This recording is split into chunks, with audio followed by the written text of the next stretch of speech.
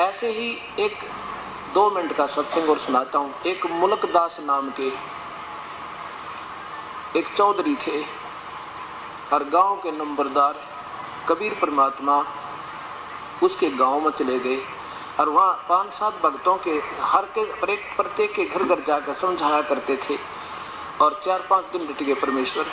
अब जिस घर के भगवान जाए और गुरु जी जाते हैं तो उनके लिए बढ़िया मोहन भोजन बनाते हैं। उस चौधरी साहब का तो जाना हो रोजाना सुबह नमटन खातर घूमन फिरन के लिए गांव से बाहर की तरफ, और उस किसी भगत के घर में छौंक लागे देसी हलवे का घी का चरडाटा उठर में जाट चौधरी साहब को। एक दिन देखा, 2 दिन देखा, तीसरे दिन पूछा, भाई तुम गरीब से आदमी और रोज ये किस चीज के पर हलवे बना रहे हो, तुम क्या कारण है? जब पता जी हमारे गुरु जी आए हुए हैं, हम सत्संग कराते हैं चौधरी साहब। तो चौधरी साहब गया अंदर, भाई किस थारा गुरु जी देखा? तो मैंने दिखाओ कहाँ है? देखा परमात्मा बैठे आगे आसन पे।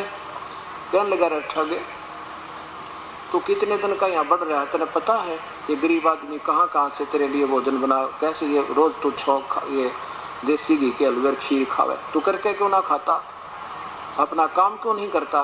परमात्मा बोले, चौधरी साहब मेरा काम यही ड्यूटी है मेरी, और मेरी तो भगवान बिना करे सदरी है, काम चल रहा है और जो मेरा काम मैं कर रहा हूँ। कहने लगे ये भी कोई काम है दुनिया में बका के खावे? तो वो कहने लगा भी मेरे को ना देता भगवान बिना किए, तुझे कैसे दे रहा है? परमात्मा बोले तेरा यकीन कोई ना चौधरी साहब, विश्वास नहीं इस प्रभु पे, इसलिए तू मांगता मेहनत भी करते और भूखे के भूखे हो, विश्वास करो उस मालिक को आपको भी दे देगा। उन्होंने सोचा ये बड़ा, पहले डरा भी करते, थोड़ा संतों से हचका भी करते, चाहे कैसे भी थे। उसने सोचा पहला परीक्षा लेता हूँ इसकी, अगर जब संत सही होगा तो कोई बात चमत्कार बनेगा, और नहीं तो फिर इसने गढ़ूंगा। क्या बोला कि भाई एक बात बताता है, क्या मुझे तेरा भगवान रोटी दे देगा आज अगर मैं काम ना करूंगा? तो अगर जी देगा क्यों ना, सारी सृष्टि का पालन करता ब्रह्मा विष्णु महेश उनके प्रतार पर ब्रह्म उसका आगे भिखारी, उसी का हाथ जोड़े खड़े, आपको क्यों ना दे देगा? वो समर्थ शक्ति जिसका हम उपदेश देते हैं।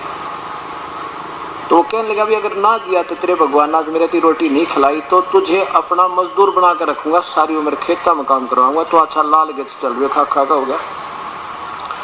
और जय कबीर साहब बोले अगर मिल गया तो फिर क्या करेगा कि मैं आपके चरणों में गिर जाऊंगा, सारी उम्र तेरा दास बन करूंगा।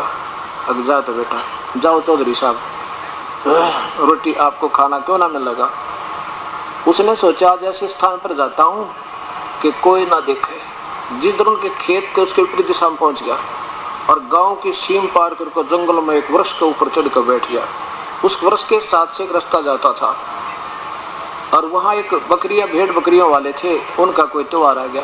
वो कहने लगे भाई खीर बना लो आज, 1-2 गाय भी ले रखी थी, अपना त्योहार है तो एक दिन की ड्यूटी ला दी, खीर बना ले। उसी वृक्ष के नीचे जिसके ऊपर चौधरी साहब चौधरी मुलुक राम बैठे थे, वो खाना खीर चढ़ा दी। सुना सी बढ़िया को 10-12 थे वह उनके साथी, और वो बकरी चराने के लिए आगे ले गए, काफी दूरी पे 1-8 किलोमीटर दूर चरा रहे थे।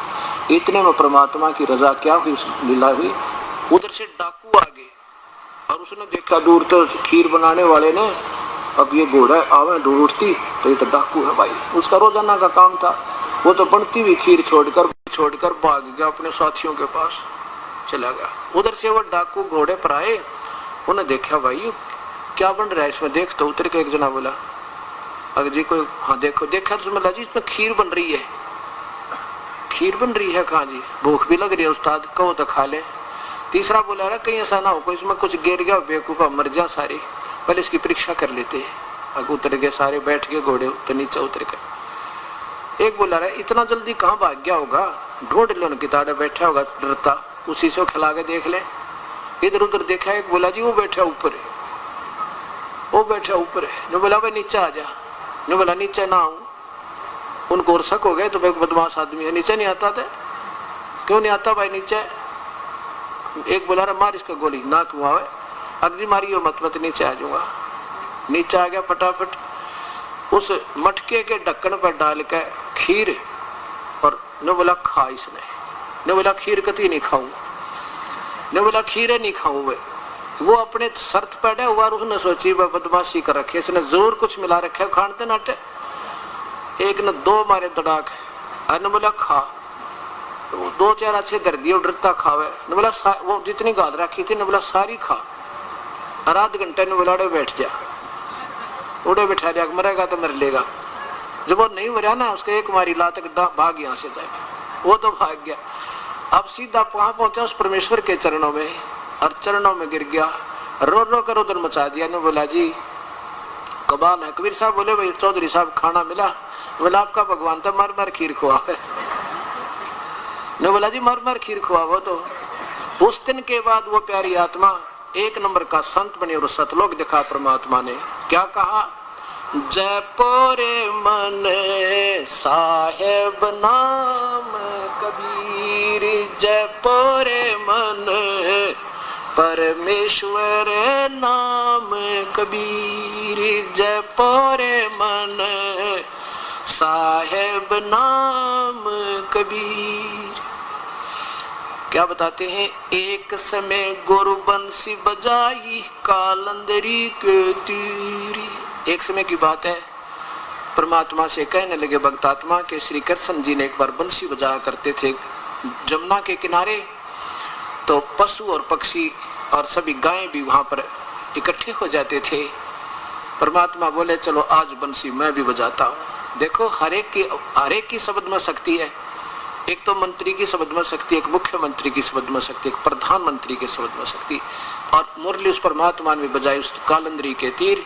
कहते हैं स्वर्णर मुनिजन भी आकाश से आकर वहां सारे विराजमान हो गए, और जमुना का पानी भी रुक गया उस परमात्मा की उस बंसुरी की आवाज सुनने के लिए, सुरीली आवाज सुनने के लिए। एक जय पोरे मन परमेश्वर नाम कबीर, जय पोरे मन साहेब नाम कबीर। एक समय गुरु बंसी बजाई कालंदरी के तीर, एक समय गुरु बंसी बजाई कालंदरी के तीर। सोर नर मुनिजन थकत भये वो रुकी गया दरिया नीर, जय पोरे मन परमेश्वर नाम कबीर, जय पोरे मन साहेब नाम।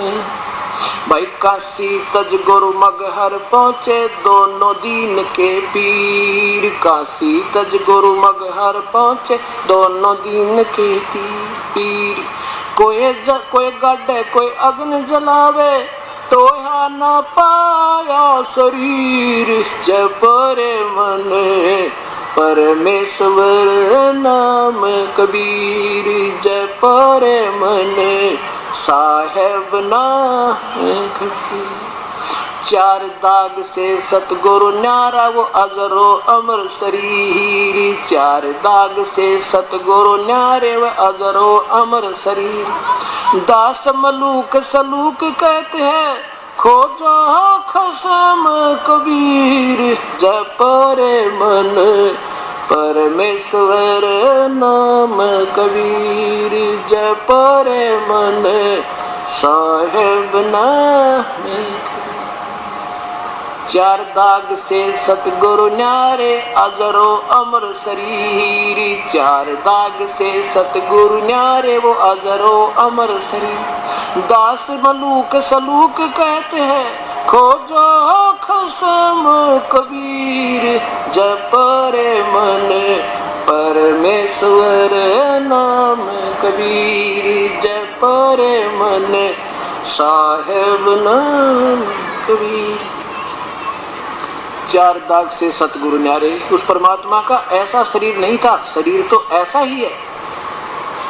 यजुर्वेद के 40वें अध्याय के 8वें श्लोक में लिखा है कि अकायम ऐसनाविरणम, बिना नाड़ी का शरीर इस ऐसी काया से रहित वो तेज पुंज का अजर अमर।